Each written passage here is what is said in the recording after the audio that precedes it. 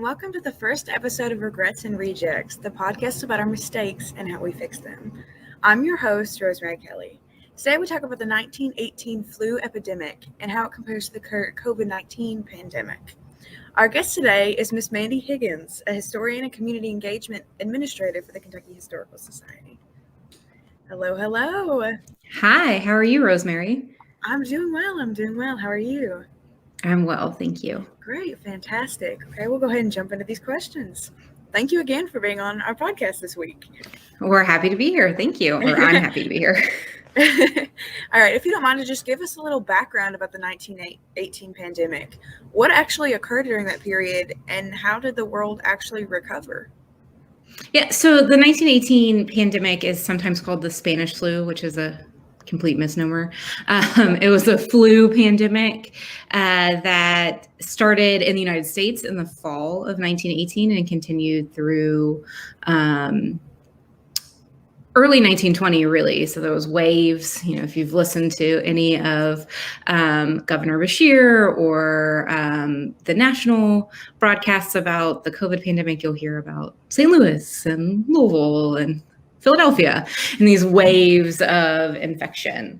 It started very slowly in Kentucky and was tied to returning soldiers from World War I. That's less clear, but that's where it was tied, and then got pretty bad in the fall and late winter, waned as the weather got nicer, got bad again, and then came under control as people better understood infection and things like ventilation in the 1920s.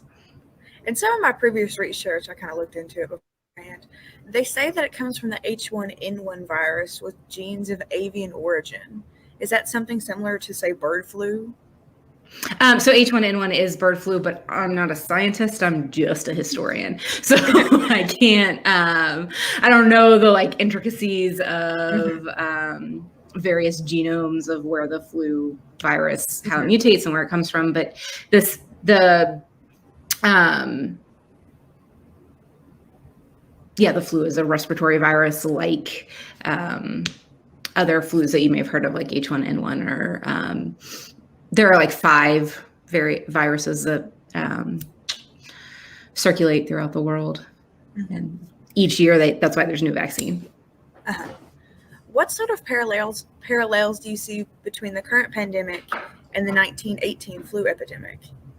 Yeah, so there are definitely historical parallels in the sense of the fear and the unknown of a new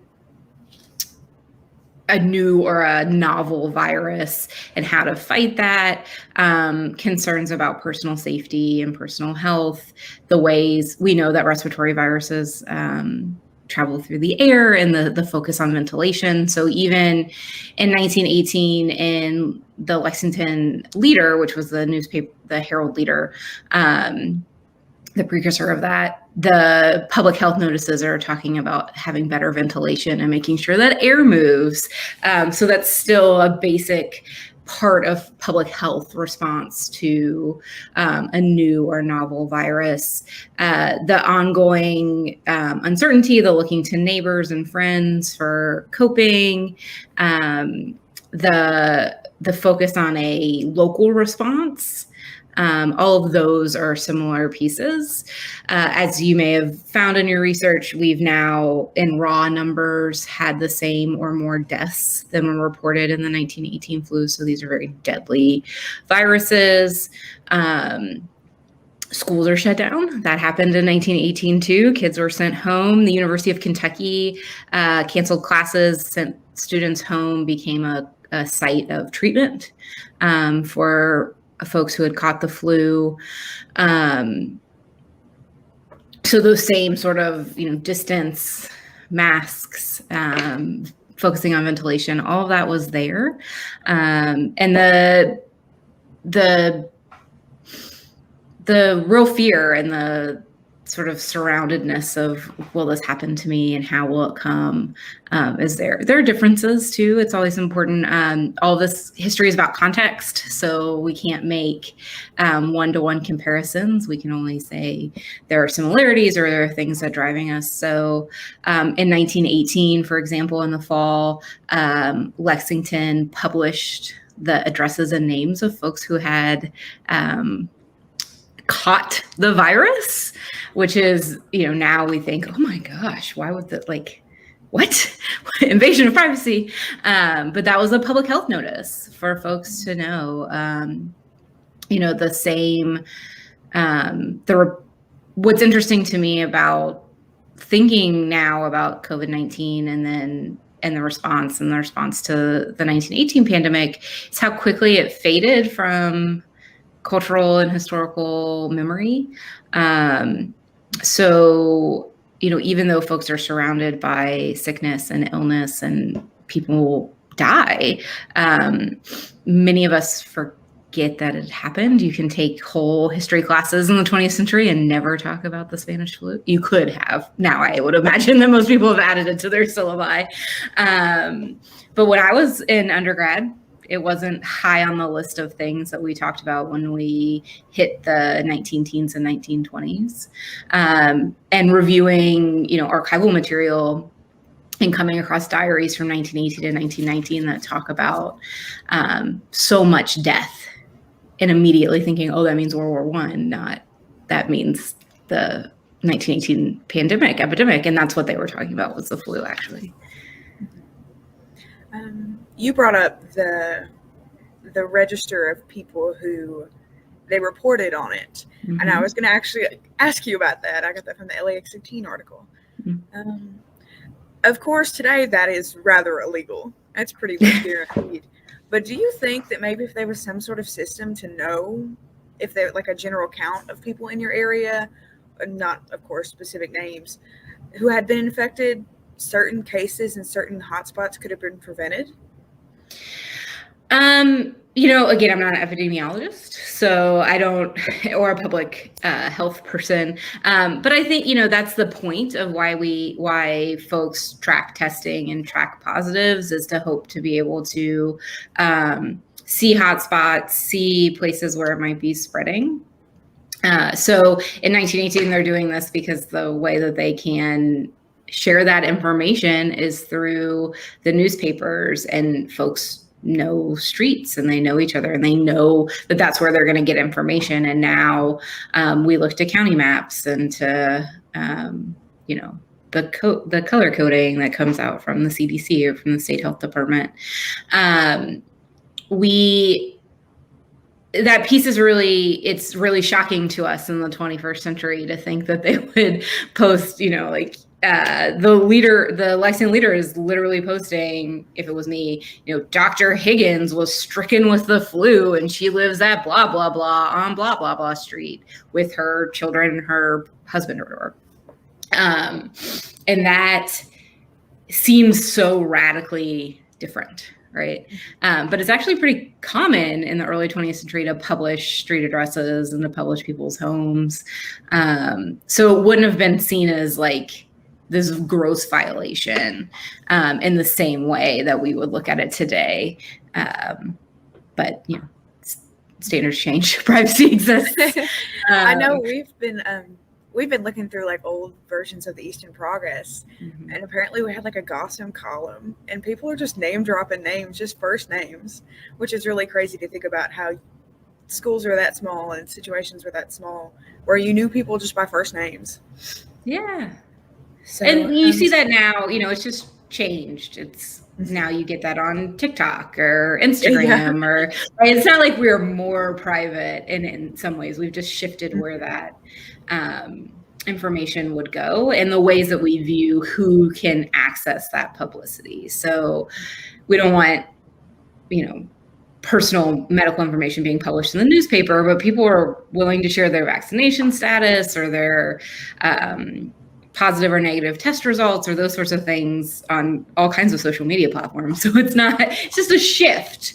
Again, it's not the same. It's not a one-to-one comparison, but it is contextually, it's an interesting way that we're getting at that. Today, the flu is pretty harmless to most individuals, especially if you have been vaccinated. But what, besides issues with ventilation, made the flu epidemic so dangerous to the point that it caused 50 million deaths? It was novel. It was new. So our body, you've probably heard over the last 18 months this idea of the reality. Again, not a scientist, so probably not using the right words. The way the body responds to new pathogens or to this novel thing, and medicine was not at the level that it is at today. Professionalized medicine is just really getting started in the early 20th century. We are just not as prepared for novel responses in the same way, and just not knowing how to treat it. So respiratory illnesses felt new. They felt doctors didn't have the weapons is not the best word, but the tools to help folks breathe. We as a society didn't fully understand how the pathogen was spreading. So there weren't as many mitigation factors. And you didn't know. This is the time, the early 20th century is a time of a lot of sickness and unhealthiness. People are living very close together. Not everybody has running water. Not everybody has most people don't have indoor plumbing. Well, that's a little bit of an overgeneralization, but indoor plumbing is not nearly as ubiquitous as it is now. There are, antiseptics, things like that are not on the horizon. So they just weren't prepared, and there was no reason for them to be prepared. It comes out of these pandemics that we start to see that rise in science and a better medical understanding. I know again in the IX16 article, history doesn't repeat itself. But I just wanted to ask, the 1918 flu epidemic, 100 years, a little more than 100 years. Mm-hmm. Do you imagine that history may, in better terms, repeat itself again, in the sense that we would have another pandemic 100 years in the future? So again, that idea that it doesn't repeat is because the context matters. It's not exactly the same. There are lots of factors for why different cultural events happen, why something that might seem similar or feel similar is not exactly the same. All of the research coming out now says that we should expect to have more pathogens, that there's always a chance that a new virus could come.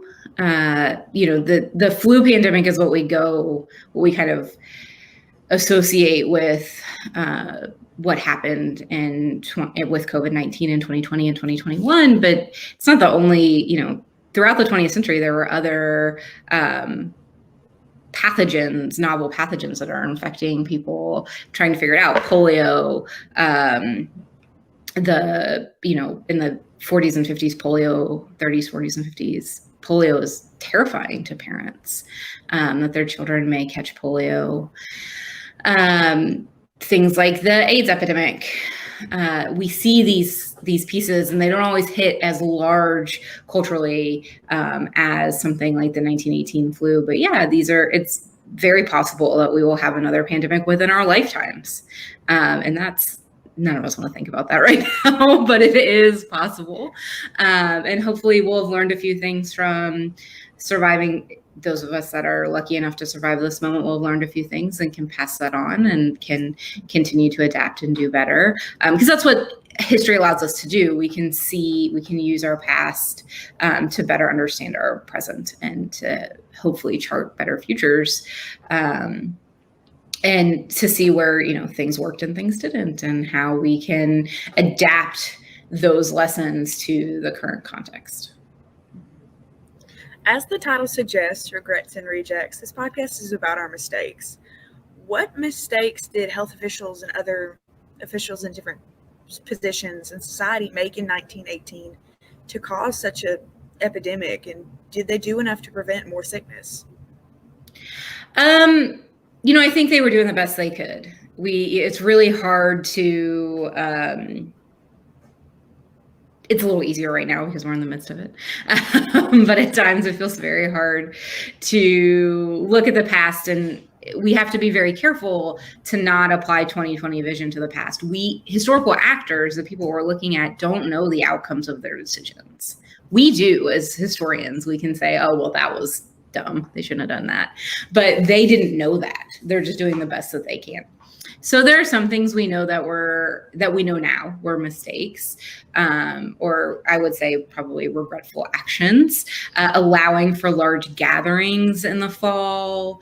That Philadelphia spike that Governor Beshear talks about a lot was because they had a big festival, people gathered and they got close together. That clearly was not. Now in the 21st century, we can look at that and say, oof, guys, don't do that. But they didn't know. They didn't know what would cause that. The things like an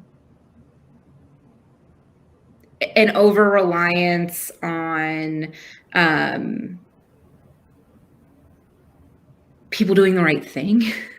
It's not that they wouldn't do it. We don't, people, by and large, people follow directions. By and large, people want to participate and to do well, but sometimes it doesn't fit. So in Kentucky, early on in the 1918 pandemic, they tied health and safety and quarantining to patriotism and tied it into that drawdown from World War I.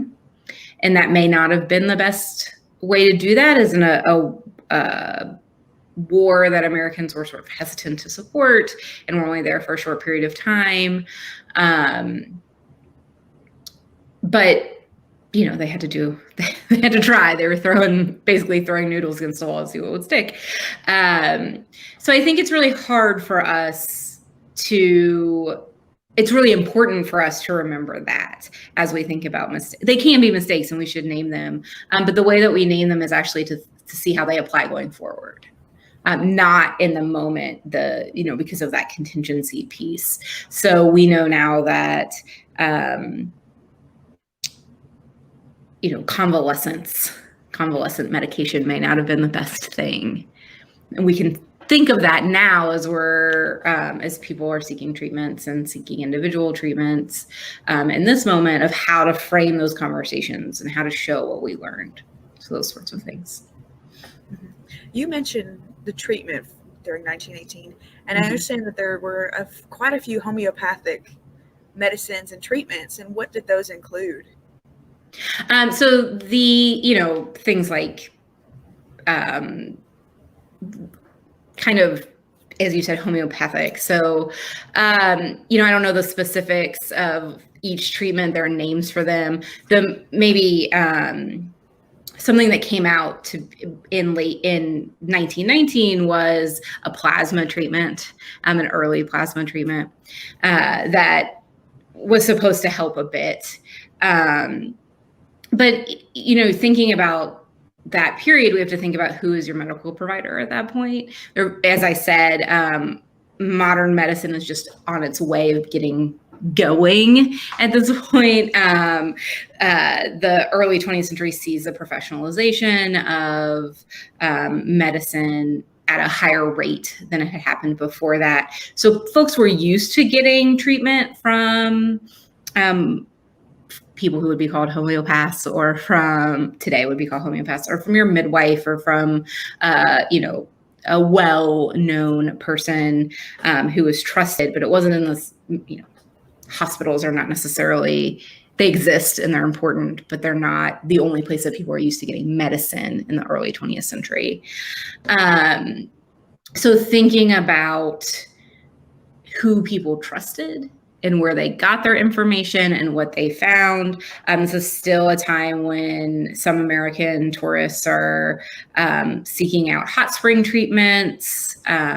Kentucky has a number of springs, has a number of mineral sites where folks go for rehabilitation to get good air and clean air. And so moving into, we are very blessed in this Commonwealth to have beautiful and really accessible places for clean air at times. And so moving into those forests, into those places to rehabilitate lungs and to take in the airs and to take in the waters is something that folks would, that people see that as a 19th century thing, but it continues into the early 20th century. The current trend for COVID-19, as I'm sure you're aware, is the 2-month growth and then the stagnation. Did that also occur during the 1918 pandemic? The 1918 pandemic was more attached to seasonality. So spikes in the fall and winter when it's cold and you're inside, and the air is more likely to hold because it's dry. And then the fall off in the spring and the summer, you're outside, your windows are open, if you're lucky, you have fans going, there are ways to circulate air. So it doesn't track in the way that we would see the spikes and the dips, and we have seen the spikes and the dips in COVID. Are there any sort of distinct parallels you've seen between COVID-19 and the flu epidemic? Is there anything sort of societal change, any impacts like that? When you read the papers, and I was telling my partner this when I was thinking about what questions you would ask and those sorts of things. You read the papers in early 1918, and it feels eerily similar. There are 3 cases of this new disease in Lexington, but it'll be fine. It'll be great. We'll get it. It'll be fine. So that period, it's so fresh in our minds, those early weeks of we're just going to crush this curve in a couple of weeks and then we'll be back to normal. That felt very similar as I was reading some of the primary sources. The focus on your neighbor and caring for your neighbor, wanting to help and to pitch in, that's there too. So those pieces that are very distinctly a part of how we see ourselves as a culture, as how we see Kentucky as being a place that cares for one another, that was there in 1918 too. And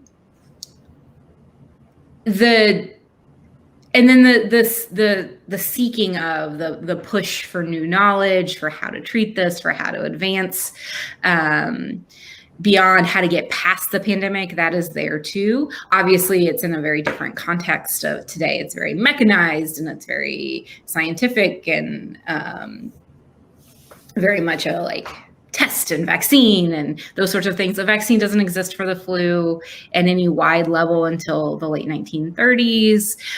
So that wasn't on the horizon in the way that even in the last summer, we were already starting to hear about vaccine trials and that this was coming. But that hope that we'll just keep going and we'll get past it, that is there too. How exactly did the U.S. bring itself out of the 1918 pandemic? And what lessons can we learn from that and apply it to today? I don't know that there's a lot of lesson to learn beyond the persistence that you keep going. The pandemic in some ways comes under control because folks get infected, because there's a lot of infection. So there's nobody else to infect. It comes under control because public health works. There's the ability to focus on ventilation, focus on distance, keeping knowledge of how to treat and how to make something endemic but survivable. And that's really scary, and it's not a good lesson for us today. There's also just a sort of a tiredness, and people move on. Which is, it's just a different world. This is why history can't repeat. The context is very different. Where people work, how they interact, how cities work is so different today than it was in 1918, 1919, 1920. So bringing that under control looks different. There are more people now. We're able to interact and to move a lot more freely. Most of us have access to transportation in some way. I could leave my house today and be in Richmond in 25 minutes. And while that was possible, it was not nearly as easy and nor as ubiquitous. So some of it is just the difference of the time that, people didn't move as much. There weren't as many chances to infect and to move through. And so you could see those pockets. I think the thing that comes to my mind is of a lesson that we could take from this moment is actually in some ways a negative from what came out of it. There was a lot of forgetting of moving on from the 1918 pandemic. As I said, it's, before March of 2020, it wasn't high on most people's syllabi when they were doing an intro class for 20th century history. And I'm hopeful that we don't do that when we come out of this pandemic, that we give ourselves space and time to grieve what has happened in the last 2 years, and that it really is a piece in history where we can say, where we hold on to it and we try to understand. It's a very complicated moment in American history, and weaving that narrative and figuring out how the pandemic plays into these larger cultural forces that we're experiencing now will be the work of, not me, of younger historians to look at. But it is something that in 1918, 1919, 1920, when we talk about it, it really falls to the side because so many other pieces, the end of World War I, the refunctioning of a modern economy, the age of the industrial explosion for modern society is happening. And so it'll be interesting to see how that plays out for historians in 2120, which seems just mind-boggling. Will that pandemic in that moment be high on their list, or will it also have faded to look at other things that we don't know what are happening? Because while historians can tell the past, we have no idea what's coming in the future. I know you've mentioned you're not an epidemiologist, but what do you consider to be maybe the biggest mistake made by officials during this pandemic? And if these had been avoided, where do you think we would be today? Would we be in a better situation? I don't know, because again, contingency, right? We can't know what could have happened. We only can know what did happen. Mm-hmm. Living through this as a historian, it is really tempting to be prescriptive and to say that officials should have done X because this is how society works, or if they would have just done Y, we would have been fine. But we also know that that's sort of, fantastical thinking. So I think by and large, officials are doing the very best they can, just like the rest of us. Maybe, the choices to downplay the importance of masks early on, or the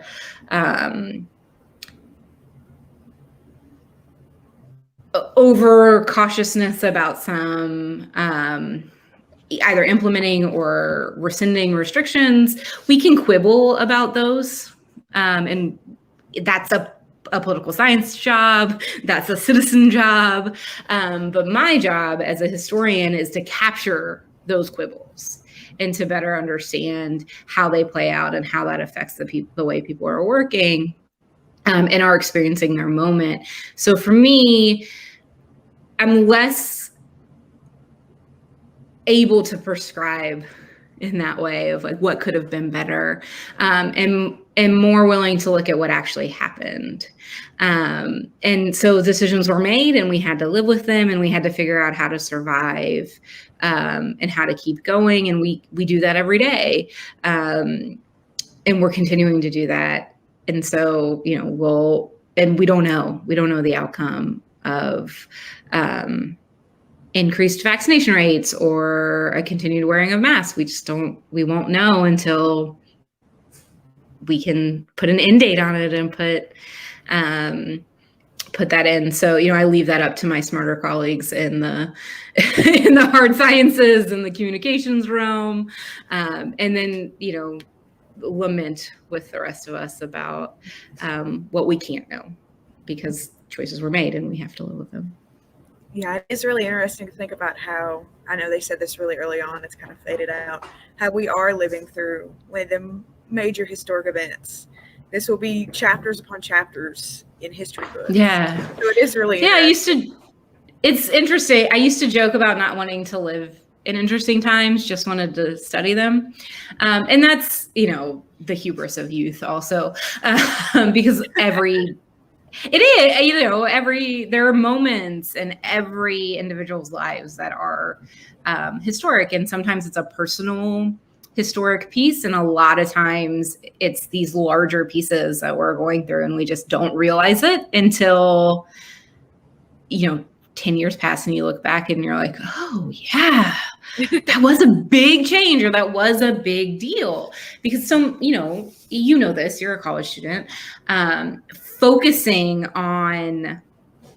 focused on your day to day. How do I get to class? How do I make sure that I'm getting the grade? How do I make sure this interview goes well and I'm on time? You're not focused on these big picture, like, oh my gosh, there's a pandemic and it is changing the way that we do work. You're not focused on that.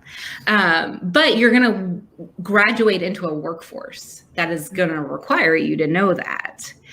And those changes, that's how culture changes over time. That's how we're able to see that. So in 1918, they didn't know they were living in a historically defining pandemic. And when it ended, they also didn't know it would be this historic pandemic with, that it wouldn't be outstripped by another one, or that it would fade in many people's knowledge of the past. They had no idea. They just knew they survived and they had to do their next day of surviving. And our job as historians is to help us see that, to see how that happened and how that influenced other changes in science and culture and politics and housing. It all interweaves together. And so, I think that it's hard to be really hopeful, I guess, at the moment. Maybe it's hard to be optimistic at the moment. It feels like we've been at this for a really long time and we're tired, and we're all just sort of, those of us that have children are exhausted all the time, and you want a normal school year, we want all of those things. But in these moments, it's also very fascinating and a point of hope for some of us to be able to look and say, well, but look at how this has changed. I can do this interview, which would have been really hard maybe for some folks. And it can be accessed across various platforms, because in a year we've created technology that allows us to do that, to reach more people. Or we didn't have to lose schooling. Even if it wasn't ideal, you still had the opportunity to learn and to have a live interaction with someone, because we have that technology. We were able to do that. And so there are these opportunities where we can see accessibility, where we can see inclusion, where we can see more of each other, because we were forced into making those decisions. And that's a huge, that's incredible. It has huge implications for where we can go, where culture can go. But we're going to have to understand how it happened. And we're going to have to, understand the pitfalls of it and all those things. And that's why historians will be busy in the 2080s and 2090s and 2100s. Imagine, 2080s. Yeah. Oh, I mean, Yeah, the changes in tech have made my life harder, but my job easier. So it's, I guess, just to take it with a grain of salt. It's really there's a good there's a band I really like that has a lyric that said, if the convenience outweighs your grievance, they've already won. And I think we're in that moment, right? The convenience of all this outweighs our sort of petty grievances of tired eyes or being on, and so Zoom fatigue. Yeah, so we've won, right? But it's also incredible to think about the ways that allows for inclusion and for people to learn more. So we have at the Kentucky Historical Society, we have lectures the first Friday of every month. And we have people joining those lectures from around the world now that couldn't have done it if we were only doing it in person. And that depends on people being able to get to Frankfurt. So we're able to share knowledge and share those experiences because we're able to do this. And we wouldn't have, I can't know if we would have made that pivot or not without being forced to do so because we were at home. Yeah, it's interesting how you say if we were forced to do it. I think humans are odd in the sense that unless we are forced and pushed out of our own comfort zones, we won't do it. So it's interesting to think about. But that is everything for me today. I will let you enjoy the rest of your morning. Awesome. Well, thanks for having me. And, Thank you for meeting with me. Yeah. And if folks are interested, they can visit us at history.ky.gov or in person in Frankfurt at 100 West Broadway. We're open Tuesday through Saturday, 10 to 5. And we would love for you to learn a little bit more about Kentucky and to come visit us and to do some research. Sounds fantastic. Again, thank you for meeting with me. Thank you. All right. Bye-bye. Bye. Thank you. Thank you again for all of our listeners this week. Again, this is Regrets and Rejects, and I'm your host, Rosemary Kelley. I look forward to hearing from all of our audience, and I hope to see you soon. Thank you.